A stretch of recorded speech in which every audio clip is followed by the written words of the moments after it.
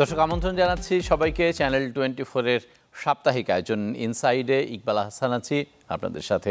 ভিগো wire guard প্রয়োজন মতো বাঁকানো যায়, অধিক চাপেও ভাঙে না। ভিগো। আপনারা জানেন যে মার্কিন যুক্তরাষ্ট্রের সাথে শুল্ক নিয়ে আলোচনায় তৃতীয় দফায় বাংলাদেশ তাদের অবস্থান তুলে ধরেছে। তবে যেটা আশঙ্কার কথা অথবা দুশ্চিন্তার কথা যে ৩-৪ মাস হতে চলল, এখনও পর্যন্ত বাংলাদেশের পক্ষ থেকে যে ধরনের প্রস্তুতি নিয়ে সেখানে যাওয়ার কথা ছিল ঠিক ততটা প্রস্তুতি নেওয়া হয়েছে কিনা, এখানে ঘাটতিগুলো কোথায় ছিল সেই বিষয়গুলো নিয়ে আলোচনা হচ্ছে। বাংলাদেশের অভ্যন্তরীণ এবং বাইরের দেশগুলো থেকে আমদানি রপ্তানির ক্ষেত্রে যেই ট্যাক্সেশন পলিসি সেগুলোর আসলে আধুনিকায়ন বা সেগুলোর পরিবর্তন সংস্কার কতটা জরুরি, এই বিষয়গুলো নিয়ে আলাপ করব। একই সাথে 1 বছর অন্তর্বর্তী সরকার যেই সংস্কারের উদ্যোগগুলো নিয়েছিল সেটা আসলে কতটুকু বাস্তবায়িত হয়েছে। আব্দুল হক আমাদের আজকের অতিথি, তিনি জাপান চেম্বারের সাবেক সভাপতি এবং বারভিটার সভাপতি। দীর্ঘদিন ধরেই তিনি বাংলাদেশের ব্যবসা বাণিজ্য এবং ট্যাক্সেশন পলিসি নিয়ে কাজ করছেন। আপনাকে স্বাগত জানাচ্ছি, অনেক ধন্যবাদ জানাচ্ছি আমাদেরকে সময় দেওয়ার জন্য। আমি সাম্প্রতিক ইস্যুটাই একটু আপনার কাছে আসতে চাই। মার্কিন যুক্তরাষ্ট্রের সাথে বাংলাদেশের যে টানাপোড়েন, এটা কতটুকু বাংলাদেশের ঘাটতির কারণে, কতটুকু মার্কিন যুক্তরাষ্ট্রের প্রত্যাশার কারণে? অনেক ধন্যবাদ আপনাকে। অ্যাকচুয়ালি সম্পূর্ণভাবে মার্কিন যুক্তরাষ্ট্রের করা কিংবা বলতে পারেন যে তাদের উদ্ভাবিত একটা এমন একটা বিষয় যেটা নিয়ে সারা পৃথিবীতেই সবাই খুব এক ধরনের অনেকে বিব্রতকর অবস্থায় আছে, অনেকে এটা চেষ্টা করছে এর থেকে কীভাবে পরিত্রাণ পাওয়া যায়, অনেকে চেষ্টা করছে যে কীভাবে অ্যাডভান্টেজ নেওয়া যায়। তো এখানে যেটা মার্কিন যুক্তরাষ্ট্রের মূল লক্ষ্য হচ্ছে তারা ট্যারিফ দিয়ে আর কি তাদের ফেভারেবল কান্ট্রিগুলোকে ফেভারে আনা, এবং যেহেতু তাদের চীনকে মোকাবেলা করা মূলত হচ্ছে চীন যেহেতু অনেক শক্তিশালী উঠেছে, তাকে এটা এক ধরনের ট্যারিফ ফলের মধ্যে ফেলে যদি মার্কিন যুক্তরাষ্ট্রের বেনিফিট নেওয়া যায়। এখন এইভাবে করে মার্কিন যুক্তরাষ্ট্রের যে থিঙ্ক ট্যাঙ্ক আছে, যারা প্রফেসর জেফ্রি সাকস একজন আছেন যিনি অত্যন্ত বিশ্বনন্দিত মানুষ, তার ভাষায় যে এখন তো চীনের 1 নম্বর অর্থনীতি হওয়াটা কিন্তু একেবারে অবধারিত, হ্যাঁ, এটা কোনো মতে আটকানো যাবে না, অসম্ভব। এবং তার যে মাত্র 40 বছরে একটা দরিদ্র দেশ থেকে এই মার্কিন যুক্তরাষ্ট্রের নীতিমালা দিয়েই WTO কিংবা গ্লোবালাইজেশনের এই বেনিফিটটা চীন যেভাবে নিয়েছে পৃথিবীর অন্য কোনো দেশ তা নিতে পারে নাই। কারণ হচ্ছে তার সরকার ব্যবস্থাটা হচ্ছে টোটালি অনেক সলিড একটা ভিত্তির উপরে দাঁড়ানো। ট্যারিফের বেনিফিট আমরা কতটুকু নিতে পারবো? বাংলাদেশের রপ্তানিযোগ্য পণ্য খুবই সীমিত, অ্যাপারেল, টেক্সটাইল, চামড়াজাত, সংখ্যা বড় হলেও আনুপাতিক হারে একেবারেই সামান্য। সেখানে যদি গার্মেন্টসকে একটা ডিসঅ্যাডভান্টেজে ফেলে দেওয়া হয় তাহলে কিন্তু ইমিডিয়েটলি আমরা বড় রকমের একটা ক্ষতিগ্রস্ত হয়ে যাবো। গার্মেন্টস ছাড়া আরও অনেক পণ্য আছে। আর প্রশ্ন হচ্ছে যে আমরা এই সীমিত পরিসরে কতটুকু বেনিফিট দিতে পারবো, তার জন্য বড় ধরনের গবেষণা প্রস্তুতি, সেটা যেহেতু সরকার এখানে অন্তর্বর্তীকালীন সরকার, এখানে তো অনেক কিছু নতুন, তারাও কিন্তু সেভাবে প্রস্তুত ছিলেন না যতটুকু প্রস্তুতি নিয়ে তারা চেষ্টা করছেন। বাট আমেরিকা তো পৃথিবীর পরাশক্তি, তাকে এইভাবে না হলে তারা বলতেছে তাদের নিরাপত্তার প্রশ্ন আনতেছে, নিরাপত্তার প্রশ্ন ট্রেডের সাথে কিন্তু যোগ করে দিচ্ছে। তো সেই কারণেই কিন্তু আমাদের জন্য ডিসঅ্যাডভান্টেজ হচ্ছে। বাংলাদেশে কেন সেটা করেছে, সেটা মূলত হলো ভারতের লবি। ভারত একদিকে বাংলাদেশের সাথে যেহেতু এখন একটা সম্পর্ক যাচ্ছে, তারা একদিকে বাংলাদেশের বিরুদ্ধে আমেরিকাতে লবি ব্যবহার করছে, অপরদিকে চায়নার সাথে বাংলাদেশের যেটা একটা সুসম্পর্ক সেটাকেও কিন্তু আমেরিকা ভালোভাবে, অতএব এইটা আমেরিকা ভালোভাবেই গিলতেছে। নর্মালি 10% শুল্ক আছে, তারপরেও আলোচনার মাধ্যমে যদি সেটা একটা পর্যায়ে সেটেল হয়, তারপরও 30-35% বা 40% শুল্ক দিয়ে সেই বাজারে পণ্য বিক্রি করা, এটা কতটুকু সহজ? সেটা অ্যাকচুয়ালি আমরা অনেক ডিসঅ্যাডভান্টেজে পড়ে যাব, কোনো সন্দেহ নেই। কারণ যদি ভিয়েতনামের ট্যাক্স কম হয় তাহলে ভিয়েতনামের প্রোডাক্টটা সস্তা হয়ে যাবে, ইন্ডিয়াটাও যদি কম হয় তাহলে ইন্ডিয়া সস্তা হয়ে যাবে। এখন এখানে তো কেউ কাউকে ছাড় দেবে না, সবাই চাইবে তার বিশ্ববিদ্যালয় নিতে। ভারত তো আমাদের প্রতিযোগী, ভারত কিন্তু একটা শিল্পোন্নত দেশ, তার নিজস্ব শিল্প অনেক ব্যাপক, অনেক কিছু তার রপ্তানি করে আমেরিকাতে। আমাদের কিন্তু সেই হিসাবে শিল্পশক্তি খুবই খুবই সীমিত বলা যেতে পারে। তো সে অবস্থায় আমি জেনারেলি বলবো, জেনারেলি হলো অবস্থাটা খুবই কঠিন একটা অবস্থা কিন্তু। এবং আমাদের প্রস্তুতি, আমাদের নেগোসিয়েশনের সামর্থ্য, আমি ডেফিনেটলি মনে করি যে আমাদের উপদেষ্টা বশির সাহেব অনেক লার্নেড মানুষ, নিজে অনেক বড় ব্যবসা করেন, তিনি চেষ্টা করছেন, অল্প সময়ের মধ্যে মিনিস্ট্রি অফ বাণিজ্য মন্ত্রণালয় সেইভাবে চেষ্টা করছে, বাট সামগ্রিক প্রস্তুতিটার মধ্যে প্রাইভেট সেক্টর কিন্তু উপস্থিতি খুব কম, তাদের অংশগ্রহণটা বা তাদের অনেক সাথে কম। এই আলোচনা জন্য করার অন্যতম কারণ ফেডারেশন চেম্বার অ্যাক্টিভ নাই, সেখানে একজন প্রশাসক আছে, অর্থাৎ সেটা কিন্তু টোটালি ডিফাঙ্কড বলা যেতে পারে, কাজ করছে না। আবার বিজিএমইতে নতুন নেতৃত্ব এসছে, তারা ইতিমধ্যেই বলেছে তাদেরকে ডাকা হয় নাই, কিংবা তারা যথাযথভাবে আমাদের প্রস্তুতি, আমাদের ইনপুটগুলো নেওয়ার সেই গ্যাপটা কোনো মতে থাকা উচিত না। আমি মনে করি এখানে আমাদের প্রাইভেট সেক্টরে কিন্তু আমরা অনেকটা দায়ী, কারণ আমরা গবেষণাকে কখনো প্রাধান্য দেই না। মার্কিন যুক্তরাষ্ট্র তো একটা ক্যালকুলেশনের বেসিসে এই শুল্ক হারগুলো নির্ধারণ করেছে।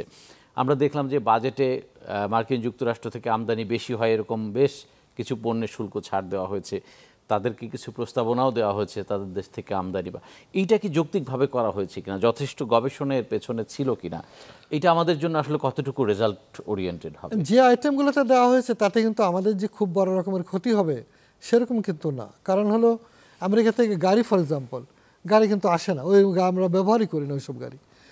বিমান কিংবা এয়ারক্রাফট কেনার ক্ষেত্রে সরকার কিনে আমাদের বাংলাদেশ এয়ারলাইন্সের জন্য, প্রাইভেট সেক্টর সেখানে খুবই সীমিত। এখানে এয়ারলাইন্স আছে একটা, আরও হয়তো আসবে শুনেছি, তারা হয়তো কিনতে পারে, সেখানে তাদের জন্য আমেরিকার বিমানে বেশিরভাগ কেনা হয়, সেটা একটা জায়গা। আমার কাছে সেটা মনে হয় যে খুব বড় সংকটের বিষয় না। সংকটের বিষয় হচ্ছে অ্যাপারেল ছাড়া অনেক আইটেমে আমরা অ্যাডভান্টেজ নিতে পারি, সেই গবেষণাগুলো করা দরকার ছিল, যে নতুন আইটেম যেটা আমরা যেতে পারি, চিন্তা করতে পারি সেগুলো। আর অ্যাপারেলের তো বিজিএমই কিংবা বিকিমে তারা কিন্তু বেশ সমর্থবান, তারা আরও গবেষণার দিকে তাদের যাওয়া উচিত হবে আমি মনে করি আগামীতে, এবং তারা বিশ্ববাজারে অন্যান্য জায়গায় যাওয়ার মতো তাদের সামর্থ্য আছে। তো শুধুমাত্র আমেরিকা কিংবা ইউরোপিয়ান নির্ভরশীল না হয়েও তারা বিশ্ববাজারে তারা আফ্রিকাতে যেতে পারেন, অন্য তারা যেতে পারে। তো আফ্রিকাতে কিন্তু বিশাল একটা মার্কেট, বাট আফ্রিকা মার্কেট ওরা কিন্তু এলসি কিংবা এইসব এই সিস্টেমটা বেশি কার্যকর না। ভারতীয়রা কি করে, তারা একেবারে ওই যে সরাসরি রপ্তানি করে, একটা তার প্রতিনিধি কিংবা এক ভাই ওখানে থাকে, এক ভাই বোম্বে থাকে, এইভাবে তারা কিন্তু বিলিয়নস অফ ডলারের ব্যবসা করছে। আমাদেরকেও কিন্তু নতুন করে ইনোভেটিভ হতে হবে, চিন্তা করতে হবে যে আমরা এই প্রতিযোগিতায় টিকে থাকতে হলে আমাদের নতুন বাজার খোঁজা। দু একটা দেশে আমরা এরকম করছি। মার্কিন যুক্তরাষ্ট্রে একটা বড় অবজারভেশন জায়গা যে আমাদের এখানে নন ট্যাক্স ব্যারিয়ার যেগুলো আছে সেইগুলো রিজলভ করার ক্ষেত্রে, তারা তো এখানে ব্যবসা করেন, তাদের বেসরকারি অনেক প্রতিষ্ঠান আছে, তাদের অভিজ্ঞতাই তো আসলে সে দেশে অনেক সময় যায়। এই নন ট্যাক্স ব্যারিয়ারগুলো সমাধানের ক্ষেত্রে আপনি কীরকম উদ্যোগ দেখেন? এটা একটু গবেষণা দরকার, এই গবেষণাগুলো দরকার। আমাদের দুর্বলতা হচ্ছে বাংলাদেশে আমদানি শুল্ক এখনও অনেক আছে, যেটা সরকার চেষ্টা করছে ক্রমশ বেরিয়ে আসতে, কিন্তু রেভিনিউ এখানে এত কম, আবার সরকারের রেভিনিউ এক্সপেন্ডিচার এত বেশি যে সরকার যে রেভিনিউ আর্ন করে সে যে তার রেভিনিউ এক্সপেন্ডিচার মিট করে উন্নয়নের জন্য কোনো অর্থ থাকে না, তখন তাকে ব্যাংক থেকে ঋণ করতে হয়, বাইরে থেকে লোন নিতে হয়, এইটা করে। অথবা এই জায়গায় কিন্তু সরকার কাঠামোর যে বড় একটা সংস্কারের কথা বলা হচ্ছে, মূল সংস্কারটা হওয়া উচিত সরকারের প্রশাসনিক বিকেন্দ্রীকরণ, প্রশাসনের পুনর্বিন্যাস করা। এতগুলো মিনিস্ট্রি কিন্তু আমাদের দরকার নাই। এবং এটা আপনি মনে করেন যে কোনো বিবেচনায়, সেটা আপনি জাপানকে দেখেন কি কোরিয়াকে দেখেন, এমনকি কমিউনিস্ট চীনকে দেখেন, এবং উদীয়মান ভিয়েতনামকে যদি দেখেন, তারাও কিন্তু এই জায়গায় জাপানকে ফলো করেছে, কোরিয়াকে ফলো করেছে, মালয়েশিয়া যেভাবে করেছে। আমরা কিন্তু আনফর্চুনেটলি এই সংস্কারগুলো সেভাবে করতে পারি নাই। ফলে একটা কলোনিয়াল প্যাটার্নের গভর্নমেন্ট আমাদের এখনও আছে, সেটাও এক একটা মিনিস্ট্রি আগে যা ছিল তার থেকে অনেক বাড়িয়ে এটাকে আরও অনেক বাড়ানো হয়েছে। সেটা কতটুকু ব্যবসা সহায়ক, কতটুকু শিল্প বান্ধব। যেমন শিল্প মন্ত্রণালয় ফর এক্সাম্পল, এটাকে যদি মিনিস্ট্রি অফ ইন্ডাস্ট্রি বলেন, তাহলে তার কাজ কি এখন? সে কিন্তু শুধুমাত্র রাষ্ট্রায়ত্ত শিল্পগুলো দেখছে, সে কিন্তু শিল্প উন্নয়নে কোনো ভূমিকাই নাই বললেই চলে। কারণ তার ম্যান্ডেটই হচ্ছে স্টেট ওন এন্টারপ্রাইজগুলোকে দেখবে। পক্ষান্তরে প্রধানমন্ত্রী কিংবা প্রধান উপদেষ্টার অফিসের সঙ্গে আছে হলো বিডা, ব্যবসা। এখন ব্যবসাও দুইটা কেন? একটা হতে পারতো, ভেরি ওয়েল। আবার বিডা যদি করলেনি, তাহলে এককভাবে সেখানে বিনিয়োগ, আমদানি রপ্তানি, সিসিআই কিংবা ইপিবি এতগুলোও কিন্তু দরকার নাই। এটা কিন্তু ইতিমধ্যে জাপান বহু আগে করেছে, কোরিয়া করেছে। এই খুব রিসেন্ট সময়ে ভিয়েতনাম করেছে ভিয়েত ট্রেড বিনিয়োগের জন্য। অর্থাৎ বাজার অর্থনীতি যদি বলেন তাহলে বাজার অর্থনীতিকে আপনাকে সঠিকভাবে পূর্ণভাবে ধারণ করতে হবে। এটা হাফ ডান করে কিংবা একটা এরকম করে ডালপালা ছড়িয়ে কার্যক্রম এটা কোনো মতে হবে না। আমরা এক বছরের একটু মূল্যায়ন একজন ব্যবসায়ী হিসেবে, বিনিয়োগকারী হিসেবে, একই সাথে ব্যবসা বাণিজ্যের একজন বিশ্লেষক হিসেবে আপনার কাছ থেকে জানতে চাই, যে সংস্কারের আকাঙ্ক্ষা নিয়ে আমরা যাত্রা শুরু করেছিলাম কতটুকু পূরণ হলো এই সময়ে? চেঞ্জ করার যে বাসনা নিয়ে হাজারো তরুণরা প্রাণ দিল, তার ভাষা দেওয়ার দায়িত্বটা হচ্ছে আমাদের রাজনৈতিক পার্টিগুলোর, এবং তারা যদি এটা বুঝতে সক্ষম হয়ে থাকেন তাহলে সেটা অনেক ভালো হবে জাতির জন্য। আর তারা যদি সেটাকে উপেক্ষা করেন কিংবা বুঝতে সক্ষম না হন তাহলে কিন্তু আমাদের সামনে আমার মনে হয় যে অনেক বিপদ আছে। এখন আমরা বিগত 1 বছর চলে যাচ্ছে, প্রায় 5 তারিখে, অগস্টের 5 তারিখে 1 বছর হবে। সেখানে অন্তর্বর্তীকালীন সরকার যেটা চেষ্টা করেছে, আমাদের বুঝতে হবে যে অন্তর্বর্তীকালীন সরকার কিন্তু একটা বৈপ্লবিক পরিবর্তন হয়েছে সরকারের, কিন্তু এটা বিপ্লবী সরকার না। এটা অন্তর্বর্তীকালীন সরকার একটা সেখানে সাময়িক দায়িত্ব পালন করছে। তারা কিন্তু বিপ্লব অংশীদার না, তারা কেউ কিন্তু এই বিপ্লবে অংশগ্রহণ করেন নাই। অংশগ্রহণ করেছে ছাত্র জনতা, এবং অংশগ্রহণ করেছে আমি মনে করি যেমন সামরিক বাহিনীর লোকেরা একটা পর্যায়ে গিয়ে তারা আর জনগণকে গুলি করবে না, এই কারণে কিন্তু এই ঘটনাটা ঘটতে পেরেছে। কিন্তু তাকে এগিয়ে নিয়ে যাওয়ার জন্য যে পলিটিক্যাল শক্তি দরকার ছিল, আনফর্চুনেটলি এই বিপ্লবের পেছনে কোনো পলিটিক্যাল পার্টি ডাইরেক্টলি জড়িত ছিল না। সমস্ত পলিটিক্যাল পার্টি হতে জড়িত ছিল, কিন্তু কোনো একটা পার্টি উইথ এ মিশন যে এইটার জন্য আমরা এই সংগ্রাম করছি, লড়াই করছি, যুদ্ধ করছি, তা কিন্তু ছিল না। অতএব এইটার সেই হিসাবে সবগুলো পলিটিক্যাল পার্টি উচিত ছিল এটাকে ওন করা, এবং সংস্কারগুলো কোনটা কোনটা করা হবে 1 বছরেও কেন অনেকগুলো সংস্কার হতে পারতো। তারা আমি মনে করি অনেকগুলো সংস্কার ইতিমধ্যে হয়ে যেতে পারতো, বাট অনেকগুলো সংস্কারের সময় লাগবে। যেমন চীন একদম টানা 10 বছর ব্যাপী কিন্তু সংস্কার করেছে, তাদের পুরনো কাঠামো থেকে বেরিয়ে আসা কমিউনিস্ট পার্টি একটা পার্টি, এবং তাদের পক্ষে সেটা সম্ভব হয়েছে। কিন্তু যেহেতু এত হাজার মানুষ প্রাণ দিল, এত বড় ক্ষতি হলো, এত বড় একটা ঘটনা ঘটলো, বিশ্ব দেখলো এবং সারা বিশ্ব মনে করলো যে বাংলাদেশের নবযাত্রা, দ্য ইকোনমিস্ট বলেছে বাংলাদেশ বিগিনস অ্যাগেন, তার মানে একটা উত্থান পর্ব বলা যায়, নবতর উত্থান। এইটার ভাষা আমার কাছে মনে হচ্ছে রাজনৈতিক দলগুলো ঠিক সেভাবে দিতে। ব্যবসা বাণিজ্য বিনিয়োগের আঙ্গিকে আপনি কিভাবে মূল্যায়ন? ব্যবসা বাণিজ্যের ক্ষেত্রে ডেফিনেটলি দেখেন, এত বড় একটা ঘটনার পরে বাংলাদেশে কিন্তু ব্যাংকরাপ্ট হয়ে যাওয়ার কথা ছিল। এইখানে কিন্তু একটা সফলতা আছে যে কেন্দ্রীয় ব্যাংক, আমাদের অর্থ মন্ত্রণালয় এবং অন্তর্বর্তীকালীন সরকার অর্থনৈতিক ক্ষেত্রে একটা আমি বলবো যে প্রশংসনীয় একটা কাজ করেছে, যে 5-8টা ওইভাবে হয় নাই আর বন্ধ হয়ে গেছে। যেখানে হুন্ডির মধ্যে মাফিয়া গ্রুপ কিংবা অলিগার্ক বলে যাদেরকে, যে দানব তৈরি হয়েছিল, তারা কিন্তু প্রতি ডলারে কোনো কোনো ক্ষেত্রে 10 টাকা পর্যন্ত মুনাফা করেছে, এবং তারা রাতারাতি সব বিলিয়নিয়ার হয়ে গেল। এবং আপনি আমি এটা রিক্সা চালক সাধারণ মানুষ সারা দেশের মানুষকে মূল্য দিতে হয়েছে কিভাবে? ইনফ্লেশনে। আপনি যা কিনছেন তার মধ্যে পার ডলারে 10 টাকা করে সে খাচ্ছে দুবাইতে বসে। এটা ভয়ঙ্কর বিষয়। আমি মনে করি এটা ব্যাপকভাবে আলোচিত হওয়া ছিল। রাজনৈতিক দলগুলো সাধারণ মানুষকে সরল ভাষায় বোঝানো উচিত ছিল যে তুমি এই কারণে গরিব হয়ে যাচ্ছ, তুমি এই কারণে তোমার সঞ্চয় নাই, এই কারণে তোমার জিনিসের দাম বেশি, এই কারণে তোমার কর্ম থেকে তুমি বিচ্যুত হয়েছ। এইটা কিন্তু সেভাবে রাজনৈতিক দলগুলো আনতে পারে।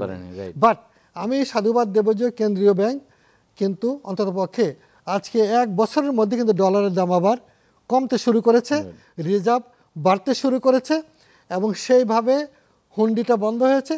বাট এখন দেখেন ইকোনমি খারাপ হবে না কেন? বিশাল যে অর্থ যাদের কাছে ছিল, লিকুইড মানি, ক্যাশ মানি, তারা হয় পালিয়ে গেছে, নমদের টাকাটাকে লুকিয়ে রেখেছে। এই দুটোই কিন্তু বাজারে টাকার সংকট তৈরি করেছে। অতএব এবং অন্ততপক্ষে 10-12টা ব্যাংক একটা গ্রুপের হাতে ছিল, তারা এই ব্যাংকগুলোর মাধ্যমে কিন্তু সারা দেশে কি হ্যাবক তৈরি করেছে। মানে এখন অনেকে বলবে আমরা তো মোটামুটি খারাপ ছিলাম না, ভালোই ছিলাম। হ্যাঁ, দুর্নীতির তো একটা অর্থনীতি আছে, উপচে পড়া অর্থনীতি আছে। যে মনে করেন দিনে 1 লাখ টাকা কামালো, সে বাজারে গিয়ে মাছের মাথাটা কিনলো, বড় মাছটা কিনলো, খাসি কিনলো, গরু কিনলো, কিংবা এই অর্থনীতি তো আছেই।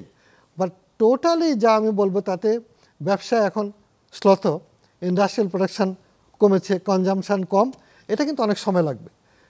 তারপরেও বলবো যে ব্যাংকশাপসের হাত থেকে বাংলাদেশ বেঁচে গেছে, খাদের কেনার থেকে কিন্তু আমরা বেঁচে গেছি। এখন যদি গুড গভর্নেন্স থাকে, দুর্নীতিটাকে দমন করা যায়, গভর্নেন্সের জায়গায় দুর্বলতা কেন? সরকার রাজনৈতিক শক্তি নাই, নাকি মিলিটারি পাওয়ার আছে, নাকি কোনো মিলিশিয়া আছে। আফগানিস্তানে তালেবানরা কেন পারছে? তারা মিলিশিয়া, আবার তারা গভর্নমেন্টে আছে, ফলে কেউ গভর্নমেন্টের বিরুদ্ধে গেলে তারা কিন্তু একেবারে খড়গহস্ত হয়ে পানিশমেন্ট দিতে পেরেছে, মৃত্যুদণ্ড দিয়েছে। 1 বছর চলে গেল, এত বড় অপরাধের কাউকে কি আমরা দণ্ডিত করতে পেরেছি? পারি না। এতেই বোঝা যায় যেটা কিন্তু বিপ্লবী সরকার নয়। তারপরেও সরকারের অনেক ক্রেডিটের মতো কাজ কিন্তু তারা করেছে, অনেক জায়গায় তারা অনেক, কিন্তু মেসিভ যে রিফর্ম আমরা আশা করি সেটা কিন্তু হয়নি। কারণ এই সরকার তো বিপ্লবী সরকার না, এই সরকার তো ইচ্ছা করলেই সামরিক বাহিনীকে ঠিক ওইভাবে ব্যবহার করতে পারছে না। জাপানের সাথে আমরা এফটিএ করব এরকম একটা আলোচনা দীর্ঘদিন ধরেই চলছে, এখনো পর্যন্ত কিন্তু আমরা রেজাল্ট ওরিয়েন্টেড তেমন কিছু দেখতে পাচ্ছি না। কোথায় আটকে আছে? জাপানের সাথে ইকোনমিক পার্টনারশিপ এগ্রিমেন্ট প্রোগ্রেসে আছে। কদিন আগেও বিশাল ডেলিগেশন এসেছিল এবং তারা কাজ করছে, সেটা অনেক অগ্রগতিতে আছে। এবং এখানে জাপানিরা যা চাচ্ছে তা হয়তো সবটা আমরা মানতে পারি নাই, সবটা মানা হয়তো সম্ভব না। কারণ আমার ইন্ডাস্ট্রিয়াল স্বার্থ, যেমন ধরেন তারা অনেক ক্ষেত্রে অনেক শুল্ককর রহিত চাচ্ছে। গাড়ির ব্যাপারে বলি, তারা বলছে গাড়ির ডিউটি একদম কমিয়ে দাও, তাহলে আমরা রেভিনিউ পাবো কোথায়? 5-6 হাজার কোটি রেভিনিউ হয়। আবার গাড়ি তৈরি আমাদের বাংলাদেশে স্বল্পমেয়াদে তৈরি করা সম্ভব না, বাজার অনেক ছোট, মাত্র 30-35 হাজার ইউনিট গাড়ি লাগে, যেটা 1 লক্ষ গাড়ি না হলে অ্যাকচুয়ালি ম্যানুফ্যাকচারিংটা ভাবল।